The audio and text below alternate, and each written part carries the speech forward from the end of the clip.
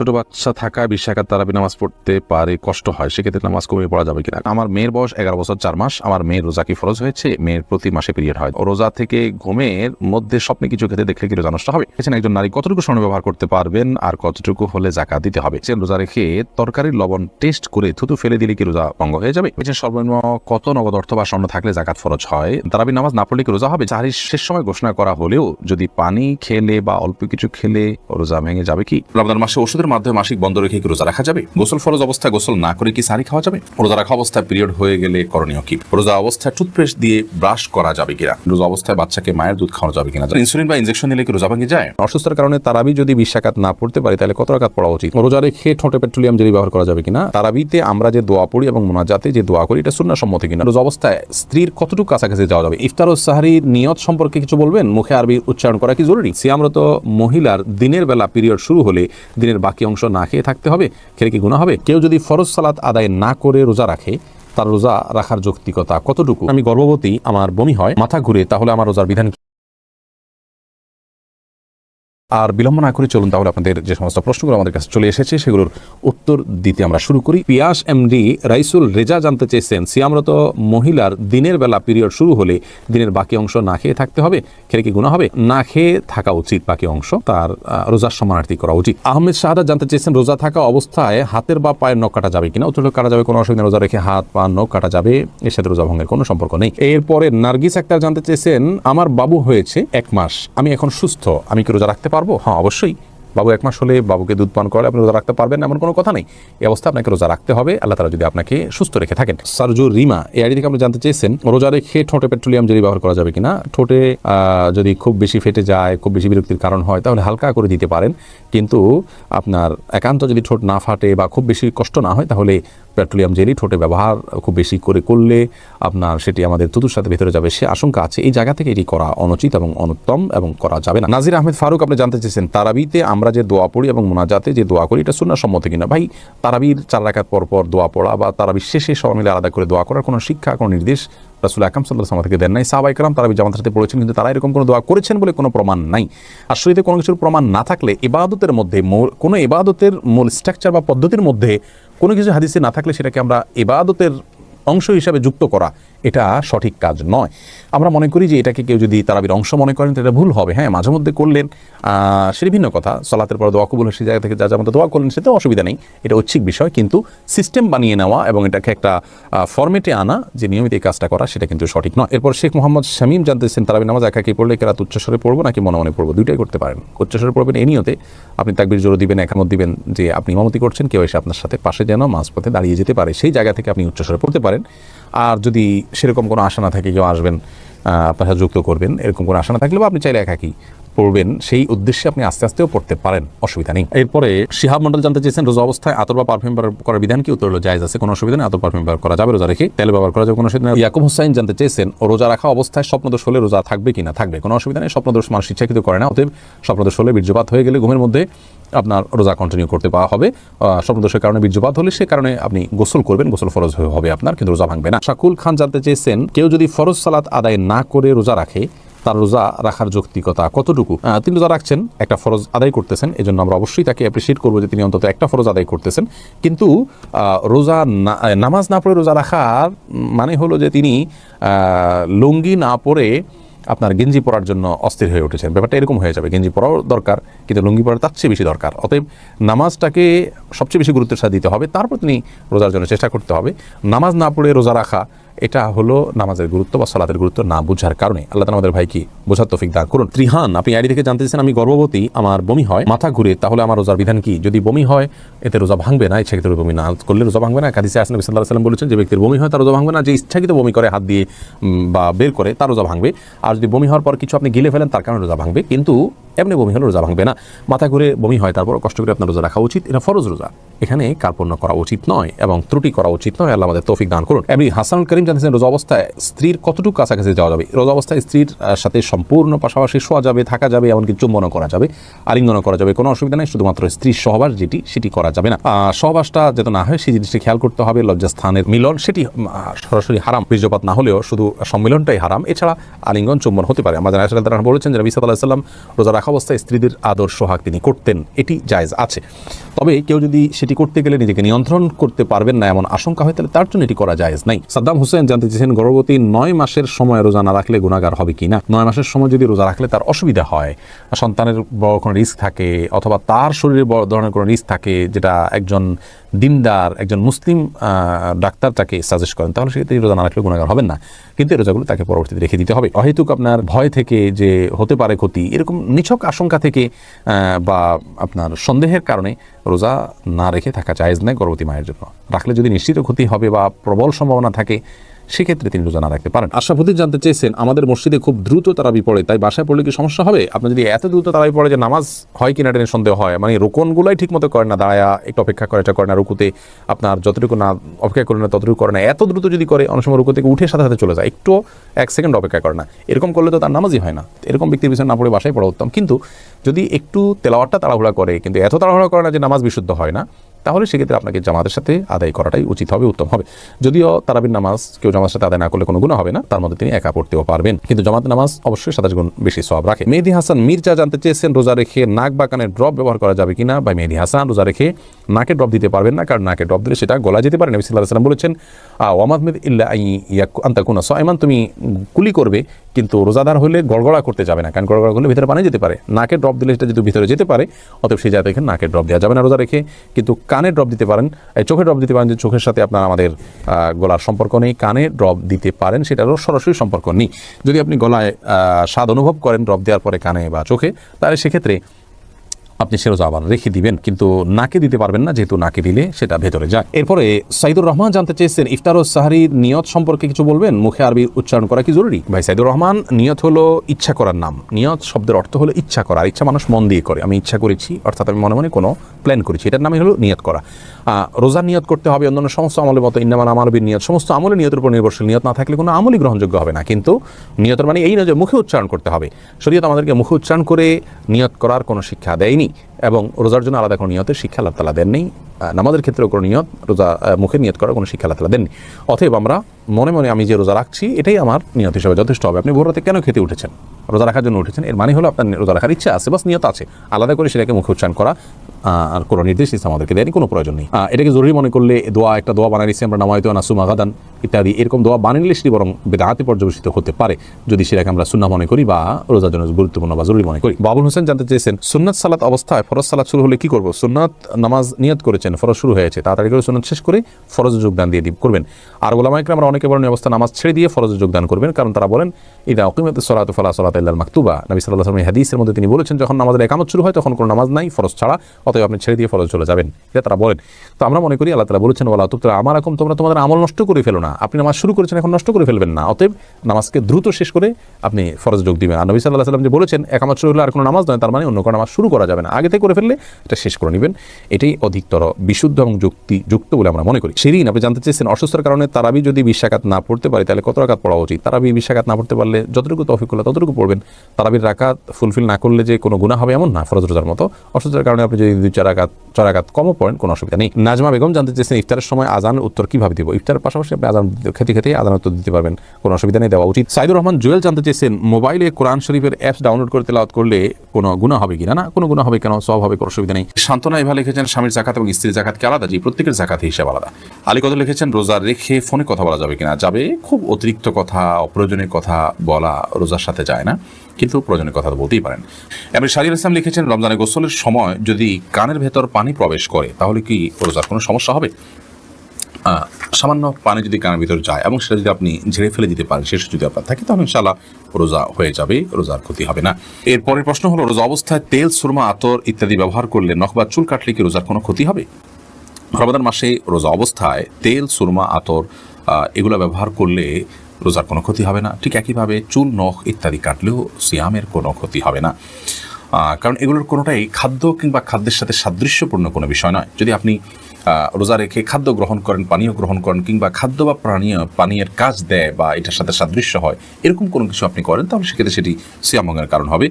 আর রোজা রেখে একজন মানুষ যদি তেল ব্যবহার করেন, সুরমা ব্যবহার করেন, আতর ব্যবহার করেন, কিংবা চলবার নখ কাটেন, তাতে না সেটা খাদ্যের কোনো কাজ দেয়, না পানীয়ের কোনো কাজ দেয়, না তার সাথে কোনো সরাসরি কোনো সম্পৃক্ততা বা সাদৃশ্য আছে, বিধায় এগুলো করলে সিয়াম ভঙ্গ হবে না, রোজা ভঙ্গ হবে না, কোনো অসুবিধা নেই। শাহাবুদ্দিন শিকদার আপনি লিখেছেন, সাহারি না করলে কি রোজা হবে? সাহারি যদি আপনি না করেন তাতে রোজা হয়ে যাবে, আমি শুরুতে বলেছি। ইফতিয়াদ হোসেন ইফতি আপনি লিখেছেন, একাধিক মসজিদে তারাবি নামাজ পড়লে কি কোনো সমস্যা হবে কিনা? কোনো অসুবিধা নেই। এর পরের প্রশ্ন হলো, রমাদান মাসে মহিলারা রান্না করার সময় কি লবণ চেক করতে পারবেন? আমাদের মা বোনরা রমাদান মাসে রান্না করতে গিয়ে, বা যে কোনো পুরুষও রান্না করতে গিয়ে যদি তরকারির লবণ চেক করতে হয়, স্বাদ চেক করতে হয়, তাহলে সেক্ষেত্রে সেটি তার জন্য জায়েজ হবে যদি এই চেকটা হয় জিহ্বা দিয়ে, এবং চেক করে সাথে সাথে আবার থুতুর মাধ্যমে তিনি সেটাকে পরিষ্কার করে ফেলে দেন, অর্থাৎ গলদকরণ না গেলেন, তাহলে সেক্ষেত্রে সেটি জায়েজ হবে। যদিও এটা অ্যাভয়েড করতে পারলে সেটা বেটার এবং উত্তম। যদি কারোর সন্দেহ হয় যে রান্নাটা ঠিক মতো হলো কি হলো না, মানুষ খেতে পারবে কি পারবে না, লবণ হলো কি হলো না, কম বা বেশি হলো কি না, তাহলে সেক্ষেত্রে তিনি পরখ করতে পারবেন। তবে জিহ্বার আগায় নিয়ে সেটাকে আবার খুব ভালোভাবে থুতুর সাথে ফেলে দেওয়ার চেষ্টা তাকে করতে হবে, তিনি ফেলে দিতে হবে। এর মাধ্যমে ইনশাআল্লাহ তাআলা তার এই চেক করাটা জায়েজ হবে। তবে যাদের মোটামুটি অনুমান হয়ে গেছে, আন্দাজ হয়ে গেছে, খুব একটা প্রয়োজন হয় না, তারা এটা অ্যাভয়েড করতে পারলে অবশ্যই বেটার এবং ভালো। নাহার পারভিন আপনি লিখেছেন, জাকাতের টাকা থেকে কি এতিমখানা দান করা যাবে? যাবে। এতিমখানায় এতিম গরিব বাচ্চা যারা জাকাতের হকদার আছে তাদেরকে জাকাতের টাকা দিতে পারেন, ওই ফান্ডে তাদের খরচ বহন করা হবে। আজিদুর রহমান আপনি লিখেছেন, ইনসুলিন বা ইনজেকশন নিলে কি রোজা ভেঙে যায়? ইনসুলিন বা ইনজেকশন নিলে রোজা ভঙ্গ হয় না। বিশেষ করে যে ইনজেকশন আমাদের চামড়ার নিচে বা সামান্য মাংসপেশিতে যায়, যেটা আমাদের পাকস্থলিতে যায় না, খাদ্যের কাজ দেয় না, পানীয়ের কাজ দেয় না, খাদ্য বা পানীয়ের সাথে সাদৃশ্য হয় না, সেরকম ইনজেকশন যেটা শুধুমাত্র আপনার চামড়ার নিচে ইনজেক্ট করা হয়, কিংবা আপনার মাংসপেশিতে ইনজেক্ট করা হয়, এবং সেটাতে আপনার মেডিসিন থাকে সামান্য পরিমাণে, বা যেখানেই হোক ইনজেক্ট করা হয়, সেটা পাকস্থলিতে অন্তত যায় না। তো এই ইনজেকশন এবং আপনার ইনসুলিন এগুলোর কারণে রোজা ভঙ্গ হবে না। এটাই বিশুদ্ধতর মত এবং সংখ্যাগরিষ্ঠ উলামা ইকরাম, আরব আজম সবারই মত বলতে গেলে। সেই হিসাবে টিকাও এটা রোজা ভঙ্গের কারণ না, টিকা নিলেও রোজা আপনি থাকবে আপনার রোজা। তবে যে ইনজেকশন আপনার খাদ্য বা পানীয়ের কাজে, ধরুন গ্লুকোজ আছে, এরকম গ্লুকোজের যে স্যালাইন আছে যদি আপনি গ্রহণ করেন, তাহলে তার ফলে রোজা ভঙ্গ হয়ে যাবে, কারণ এটা খাদ্য এবং পানির কাজ দিয়ে থাকে। তানজিনা আপনি লিখেছেন, রোজা রাখা অবস্থায় পিরিয়ড হয়ে গেলে করণীয় কি? পিরিয়ড যদি হয়ে যায়, তাহলে ওই দিনের যে সিয়ামটা আছে, ওই সিয়ামটা আপনাকে পরবর্তীতে রমজান পরে রেখে দিতে হবে। আর পিরিয়ড হয়ে গেছে, এখন আপনি অন্য রোজাদার সামনে আপনি খাদ্য গ্রহণ ইত্যাদি থেকে বঞ্চিত থাকবেন এবং ওইভাবে পার করবেন। শামসুন নাহার স্মৃতি আপনি লিখেছেন, রোজা অবস্থায় টুথপেস্ট দিয়ে ব্রাশ করা যাবে কিনা? টুথপেস্ট বা মাজন ইত্যাদি দিয়ে, পাউডার ইত্যাদি দিয়ে দাঁত ব্রাশ করা যাবে কিনা, এ বিষয়ে আমাদের দেশের ওলামা ইকরাম বলে থাকেন এটি মাকরুহ এবং অপছন্দনীয়। রোজা হয়ে যাবে, কিন্তু একান্ত প্রয়োজন ছাড়া আপনি এটি মুখে ব্যবহার করার ফলে আপনার থুতুর সাথে অপ্রয়োজনে কিছু জিনিস আপনার পেটে যাচ্ছে, সেটা পরিমাণে কম হলেও, তো এই জন্য এটা আপনার জন্য অনুচিত এবং মাকরুহ। সাহরি খাওয়ার সাথে সাথে আপনি ফজরের আগে ব্রাশ করে ফেলবেন, এরপর দিনের বেলা আপনি মিসওয়াক করবেন, কিংবা খালি ব্রাশ দিয়ে আপনি দাঁত ঘষবেন বা পরিষ্কার করবেন। যদিও সৌদি আরবের স্কলার এবং ওলামা ইকরাম এটিকে মাকরুহ বলেন না, তারা এটাকে জায়েজ বলেন, কিন্তু মাকরুহ হওয়াটা, অপছন্দনীয় হওয়াটাই হলো অধিকতর যুক্তিযুক্ত। কারণ টুথপেস্ট এটি আমাদের থুতুর সাথে ভেতরে চলে যায়, হোক না সেটা পরিমাণে কম, তো এটিতে একান্ত প্রয়োজন নাই, যার কারণে আপনি সারির আগে আপনি টুথপেস্ট দিয়ে ব্রাশ করেন, পরবর্তীতে খালি ব্রাশ কিংবা মেসওয়াকের অভ্যাস গড়ে তোলেন। যে দিনের বেলা আপনি খাদ্য গ্রহণ করছেন না বিধায় এটা নিয়ে খুব বেশি পেরেশান থাকারও কোনো কারণ নেই। দারুল হুদা লবি আপনি লিখেছেন, রোজা অবস্থায় বাচ্চাকে মায়ের দুধ খাওয়ানো যাবে কিনা? যাবে, কোনো অসুবিধা নেই। ইফতেখার ইমন লিখেছেন, আমাদের মসজিদে 20 রাকাত তারাবির নামাজ হয়, আমি যদি 8 রাকাত পরে চলে আসি তাহলে কোনো গুনাহ হবে কিনা? গুনাহ হবে না, কিন্তু নবী করিম সাল্লাল্লাহু আলাইহি ওয়াসাল্লাম বলেছেন, মান কামা মা'আল ইমাম হাত্তা ইয়ানসির, যে ব্যক্তি ইমামের সঙ্গে নামাজ পড়ে এবং ইমাম যাওয়া পর্যন্ত অপেক্ষা করে, কুতিবা লাহু কিয়ামুল লাইল, তার জন্য রাত জেগে ইবাদতের সওয়াব লেখা হয়। তিরমিজি হাদিসটি বর্ণিত হয়েছে, যার কারণে আপনি এই সওয়াব থেকে বঞ্চিত হন, বিশাল বড় সওয়াব থেকে বঞ্চিত হন। এই জন্য আপনাকে পুরো নামাজ শেষ করে আসা উচিত। 8 রাকাত পরে যদি আপনি চলে আসেন, এই সওয়াবটা আপনার হবে না। সাকিব হাসান আপনি লিখেছেন, গোসল ফরজ অবস্থায় গোসল না করে কি সাহরি খাওয়া যাবে? যদি কারোর গোসল ফরজ হয়, তাহলে গোসল ফরজ অবস্থায় যদি আপনি সাহরি খেয়ে নেন, এই কারণে যে এখন গোসল করতে গেলে সাহরি খাওয়ার সময় আর থাকবে না, অথবা যে কারণেই হোক না কেন যে আমি পরে গোসল করব, তাহলে তার ফলেও সিয়াম হয়ে যাবে, কোনো অসুবিধা নেই। তবে অবশ্যই ফজরের সালাত আদায়ের প্রয়োজনে ফজরের সালাতের আগে আগেই আপনাকে ফরজ গোসল করতে হবে। কিন্তু গোসল ফরজ হওয়া অবস্থায় অর্থাৎ শরীর অপবিত্র অবস্থায় যদি কেউ খাদ্য গ্রহণ করেন এবং সাহরি খেয়ে ফেলেন বা রোজার নিয়ত করেন, তাতেও রোজা হয়ে যাবে, সাহরি হয়ে যাবে, কোনো অসুবিধা নেই। যদিও গোসল করে তারপরে খেতে পারলে সেটা উত্তম, তা বলাই বাহুল্য। সোলাইমান মাহমুদ আপনি লিখেছেন, সাহরিতে আজান চলাকালীন সময় কি পানি পান করা যাবে? জি না। আজান শুরু হওয়া মানে ফজর ওয়াক্তে শুরু হওয়া, তারপর আপনি খেতে পারবেন না। যদি আজানটা হয় আপনার তাহাজ্জুদের আজান, তাহলে সেক্ষেত্রে খেতে পারেন। আয়েশা ইসলাম আপনি লিখেছেন, রমজান মাসে ওষুধের মাধ্যমে মাসিক বন্ধ রেখে কি রোজা রাখা যাবে? এটা অনেক বোনের জিজ্ঞাসা। রমজান মাসে মাসিক বন্ধ করার জন্য ওষুধ সেবন করে যদি কেউ রোজা রাখেন, তাহলে সেক্ষেত্রে সেটি তার জন্য জায়েজ হবে। শর্ত হলো সে ওষুধের মাধ্যমে কোনো বড় ধরনের শারীরিক ক্ষতির মুখোমুখি হওয়া বা কোনো প্রকার সাইড এফেক্টের আশঙ্কা না থাকতে হবে। যদি ওষুধ সেবন করার মাধ্যমে বড় কোনো ক্ষতি না হয়, তাহলে সেক্ষেত্রে এটি গ্রহণ করে আপনি মাসিক বন্ধ রেখে সিয়াম পালন করতে পারবেন, কোনো অসুবিধা নেই। যদিও উত্তম হয় স্বাভাবিক অবস্থার উপরে ছেড়ে দেওয়া, কারণ আল্লাহ রাব্বুল আলামিন যে অবস্থা রেখেছেন সেই অবস্থার উপরে থাকতে পারলে বেটার। তবে হ্যাঁ, অনেকে আছে রমজানের পরে রোজাগুলো রাখাটা তাদের জন্য চ্যালেঞ্জিং হয়ে যায়, কঠিন হয়ে যায়, তাহলে সেক্ষেত্রে তারা ওষুধ সেবন করে এই রোজাগুলো রাখতে পারবেন, রমজান রোজাগুলো রাখতে পারবেন, কোনো অসুবিধা নেই। শুধু হলো সাইড এফেক্ট, এর মাধ্যমে বড় কোনো ক্ষতির মুখোমুখি হওয়ার আশঙ্কা না থাকতে হবে। কারণ মানুষ নিজেকে ক্ষতির মধ্যে ফেলে দিবে এরকম কোনো কাজ ইবাদত করার জন্য করার নির্দেশনা ইসলাম আমাদেরকে দেয় না। আল্লাহ রাব্বুল আলামিন মাসিকের কারণে আপনাকে রোজা রাখার তৌফিক দেননি, কিন্তু আপনার মধ্যে আক্ষেপ আছে, আপনার মধ্যে আগ্রহ আছে যে আমি যদি মাসিক না হতো তাহলে রোজা রাখতাম।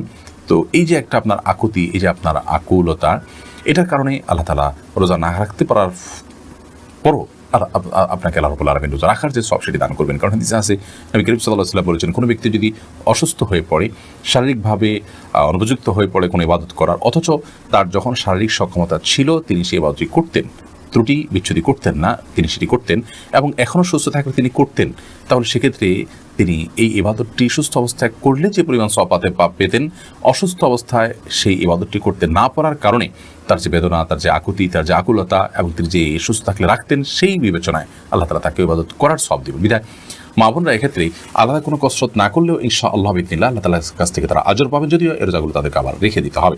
অতএব ওষুধ সেবন করে মাসিক বন্ধ রেখে রোজা রাখতে পারবেন, ওই শর্ত সাপেক্ষে যে সাইড এফেক্ট থাকবে না। শারমিন আক্তার আপনি লিখেছেন, রোজা রাখা অবস্থায় কি মুখে স্নো পাউডার ব্যবহার করা যাবে? যাবে, কোনো অসুবিধা নেই, কারণ রোজার কোনো ক্ষতি হবে না। তবে আপনার ঠোঁট হয়ে এটা যেন মুখে না যায় সেটা যেন আপনি চেষ্টা করবেন। ইসলাম লিখেছেন, আমার মেয়ের বয়স 11 বছর 4 মাস, আমার মেয়ের রোজা কি ফরজ হয়েছে? মেয়ের প্রতি মাসে পিরিয়ড হয়। জি বোন, অবশ্যই আপনার মেয়ের রোজা ফরজ হয়েছে, তাকে রোজা রাখতে হবে। সাজিদুর রহমান লিটন আপনি লিখেছেন, রোজা থেকে ঘুমের মধ্যে স্বপ্নে কিছু খেতে দেখলে কি রোজা নষ্ট হবে? না, স্বপ্নে কিছু খেতে দেখলে রোজার কোনো ক্ষতি হবে না, কারণ আপনি তো বাস্তবে খান নাই, স্বপ্নে খেয়েছেন। অতএব স্বপ্নে যা কিছু হয় এটা কোনো হিসেব হয় না। স্বপ্নে আপনি একজনকে খুন করেছেন, স্বপ্নে আপনি জেনা করেছেন, আল্লাহ মাফ করুক, স্বপ্নে আপনি খেয়ে ফেলেছেন রোজা রেখে, এগুলো সব স্বপ্নে দেখেছেন, যেহেতু বাস্তবে যেহেতু করেননি, অতএব এগুলোর কারণে আপনার রোজার কোনো ক্ষতি হবে না, এগুলোর কারণে কোনো দায় আপনাকে নিতে হবে না। এরপরে আপনি সালাউদ্দিন আহমেদ আপনি লিখেছেন, যে দোকানদার রোজা রাখে না তার দোকানের কোনো খাবার কি খাওয়া যাবে? খাবারটা আপনি কি খাচ্ছেন সেটা বিষয়, কার কাছ থেকে খাচ্ছেন সেটা বিষয় নয়। যিনি রোজা রাখছেন না তিনি গুনাহগার হচ্ছেন, তিনি পাপিষ্ঠ হচ্ছেন, তার পাপ তাকে পাবে। কিন্তু তার কাছ থেকে যে খাবারটা আপনি কিনে নিচ্ছেন, হালাল টাকা দিয়ে কিনছেন, খাবারটা যদি হালাল হয়, পাক হয়, আপনি কিনে খেতে পারেন, তাতে আপনার রোজা হবে, কোনো অসুবিধা নেই। তবে একজন রোজাদার, একজন বেরোজদার, দুজন যদি পাশাপাশি থাকেন এবং দুইটা দোকান থাকে, তাহলে আপনি রোজাদারের কাছ থেকে একজন ভালো মানুষের কাছ থেকে কেনার চেষ্টা করবেন, এই অর্থে এই জন্য যে তাতে একজন ভালো মানুষকে সহায়তা করার যে সওয়াব সেটি আপনি লাভ করলেন এবং অর্জন করলেন। তবে এর মানে এই নয় যে আপনার রোজা হবে না, ব্যাপারটা কিন্তু সেরকম নয়। জাকিয়া হোসেন আপনি লিখেছেন, একজন নারী কতটুকু স্বর্ণ ব্যবহার করতে পারবেন আর কতটুকু হলে জাকাত দিতে হবে? দেখুন, ব্যবহারের স্বর্ণে জাকাত দিতে হবে, এটাই অধিকতর শক্তিশালী মত, যদি অনেক ওলামা ইকরাম বলেছেন ব্যবহারের স্বর্ণে জাকাত দিতে হবে না। অতএব আপনি কতটুকু স্বর্ণ ব্যবহার করছেন এটি ইস্যু নয়, আপনি যতটুকু স্বর্ণ ব্যবহার করছেন নেশাবে পড়ছে কিনা, নেশাবে পড়লে আপনাকে জাকাত দিতে হবে, সেটা কম হোক আর বেশি হোক, যদি নেশাবে হয় আপনাকে জাকাত দিতে হবে। স্বাধীন আইডি থেকে আপনি রেখেছেন, বিয়েতে পাওয়া স্বর্ণের কি জাকাত দিতে হবে? আপনি কোথায় পেয়েছেন এটা ইস্যু নয়, যদি আপনার কাছে 1 বছর থাকে এবং নেশাব পরিমাণ হয় আপনাকে জাকাত দিতে হবে। এরপরের প্রশ্ন হলো, সানজি ইসলাম শশী আপনি লিখেছেন, রোজা রেখে তরকারির লবণ টেস্ট করে থুতু ফেলে দিলে কি রোজা ভঙ্গ হয়ে যাবে? না বোন, এর কারণে রোজা ভঙ্গ হবে না। আপনি টেস্ট করার জন্য জিহ্বার আগায় 1-2 ফোঁটা আপনি ঝোল নিলেন, এরপর এটাকে থুতুর সাথে আপনি ফেলে দিলেন, পরিষ্কার করে ফেললেন, তাতে ইনশাআল্লাহ আপনার রোজা ভঙ্গ হবে না। কিন্তু একান্ত প্রয়োজন না হলে এটা না করাটা ভালো। এরপর ইমতিয়াজ রহমান সাইম লিখেছেন, স্বপ্ন দর্শন হলে রোজা ভেঙে যায় কিনা? না, স্বপ্ন দোষের কারণে রোজা ভাঙে না। দাদি নানি আইডি থেকে আপনি লিখেছেন, জাকাতের টাকা দিয়ে কোনো এতিম বিধবার ঘর করে দেওয়া যাবে কিনা? জাকাতের টাকা দিয়া ইয়াতিম অথবা কোনো বিধবাকে আপনি গড় করে দিতে পারেন যদি তারা জাকাতের হকদার হয়। এতিম হলেই যে জাকাতের হকদার হবে এমনটি কিন্তু আবশ্যক নয়, বিধবা হলেই যে জাকাতের হকদার হবে এমনটি কিন্তু আবশ্যক নয়। একজন ভদ্র মহিলা, তার স্বামী মারা গেছেন, তিনি বিধবা হয়েছেন, কিন্তু তার এত সম্পদ আছে যেটা দিয়ে তিনি চলতে পারেন, তাহলে সেক্ষেত্রে তিনি জাকাতের হকদার নন। এতিমের ক্ষেত্রে একই কথা প্রযোজ্য। যাই হোক, তো এতিম বা বিধবা যদি জাকাতের হকদার হয়, তাদের যে সম্পদ আছে বা উপার্জন হয় তা দিয়ে তাদের সংসার চলতে কষ্ট হয়, এরকম যদি হয়, তাহলে সেক্ষেত্রে আপনি তাদেরকে জাকাতের টাকা দিতে পারেন। জাকাতের টাকা না দিয়ে তাদের যদি ঘরের নিড থাকে, যে তাদের নিরাপদে থাকার মতো কোনো ঘর নেই, সে প্রয়োজন থাকে এবং টাকা দিলে তারা হয়তো নষ্ট করে ফেলবে, আপনি তত্ত্বাবধান করে তাদের হয়ে ঘর নির্মাণ করে দিলে জাকাতের টাকা দিয়ে এটা জায়েজ হবে। এমনি সাব্বির মোল্লা আপনি লিখেছেন, শরীর রক্ত বের হলে কি রোজা ভাঙা হবে? শরীরের রক্ত যদি বের হয় তাহলে এর ফলে রোজা ভাঙা হবে না, এর তো ওযু ভাঙা হবে। মিফতাহুল জান্নাত এর থেকে আপনি লিখেছেন, সর্বনিম্ন কত নগদ অর্থ বা স্বর্ণ থাকলে জাকাত ফরজ হয়? দেখুন, এটা যেহেতু স্বর্ণ এবং রূপার উপরে নির্ভর করে, এই জন্য স্বর্ণ এবং রূপার মূল্য যেহেতু উঠানামা করে, যেন ফিক্সড অ্যামাউন্ট বলাটা জটিল। আমরা আপনাকে শুধু এটুকু বলছি যে 52.5 তোলা রূপার আজকের বাজার দর কি, পিওর রূপার, অথবা 595 গ্রাম বলতে পারেন 52.5 তোলাকে, এই পরিমাণ রূপা কিনতে গেলে এটার দাম কত দাঁড়াবে? যেই টাকাটা এটার দাম হবে সেই পরিমাণ টাকা আপনি এর টাকার যদি আপনি মালিক হন, তাহলে সেই টাকা যদি আপনার কাছে 1 বছর থাকে, তার উপর আপনার জাকাত আসবে, আদারওয়াইজ আপনার উপরে জাকাত আসবে না। এরপর সাব্বির হোসেন আপনি লিখেছেন, রমজান মাসের ভিতরে সালাত কি ইমামের পিছনেই পড়তে হবে নাকি একাও পড়া যাবে? একাও পড়তে পারেন, কোনো অসুবিধা নেই, ইমামের পিছনে পড়তে হবে বাধ্যবাধকতা নাই। তবে যে ফজিলত পেতে হলে ইমাম যাওয়া পর্যন্ত আপনাকে অপেক্ষা করতে হবে। রাত জেগে বা ফজিলত পেতে হলে ইমামকে নামাজে রেখে আপনি চলে যাবেন, এটা হবে না। বরং আপনি প্রয়োজনে অপেক্ষা করতে পারেন, দুগুজি কি রাজকা দোয়া করলেন, এরপর বিতির শেষে সবাই যখন গেল আপনি তখন বের হলেন। শিমু খান আপনি লিখেছেন, জাকাতের টাকা দিয়ে কি এতিমখানা এতিমদের ইফতার করানো যাবে? ইফতার করানোটা তখন জায়েজ হবে যখন ইফতার করার কোনো ব্যবস্থা গরিবের নাই, তখন আপনি জাকাতের টাকা দিয়ে সে অ্যারেঞ্জ করলেন। মূলত জাকাতের টাকা তাদেরকে দিয়ে দিবেন, তারা তাদের প্রয়োজন অনুযায়ী খরচ করবে। আপনি নিজে আইটেম ফিক্স করে দিবেন না যে জাকাতের টাকা দিয়ে তুমি এটাই করো। অনেকে হয়তো মনে করেন যে এটা আমি ইফতার করালাম, এটা একটা মানে দৃশ্যমান কিছু হলো, তাহলে সেক্ষেত্রে তো এটি রিয়া হয়ে গেল, লৌকিকতা হলো, এটি তো গুনাহের কারণ হতে পারে। বরং অতএব এই বিষয়ে আমাদের সাবধান থাকতে হবে। আহমদ রাহিম আপনি লিখেছেন, তারাবির নামাজ না পড়লে কি রোজা হবে? জি ভাই, অবশ্যই রোজা হয়ে যাবে। রোজার সাথে তারাবির নামাজের সম্পর্ক এরকম নয় যে একটা না করলে আরেকটা হবে না, দুইটা স্বতন্ত্র ইবাদত। তারাবি কোনো কারণে পড়তে না পারলেও রোজা আপনাকে রাখতেই হবে এবং হয়ে যাবে। তাহিয়া আপনি লিখেছেন, সাহরির শেষ সময় ঘোষণা করা হলেও যদি পানি খেলে বা অল্প কিছু খেলে রোজা ভেঙে যাবে কি? আর সাহরির সময় শেষ, এটা যদি আপনি নিশ্চিত হন টাইম শেষ হয়ে গেছে, তারপরে যদি আপনি পানি অথবা মেডিসিন বা যাই খান, অল্প যদি খান, তাতে রোজা ভাঙা হবে এবং এই রোজাটা আপনাকে পরবর্তীতে রেখে দিতে হবে। এমনি মিজানুর রহমান মিজান লিখেছেন, রমজান মাসে তাহাজ্জুদ নামাজের আগে বিতির সালাত আদায় করা যাবে কিনা? সর্বাবস্থায় বিতির নামাজ সর্বশেষে পড়তে হবে। আপনি তারাবির পরে যদি রাতে তাহাজ্জুদে আরও কিছু নামাজ পড়বেন আপনার ইচ্ছা থাকে, তাহলে সেক্ষেত্রে আপনি শেষে বিতির পড়বেন।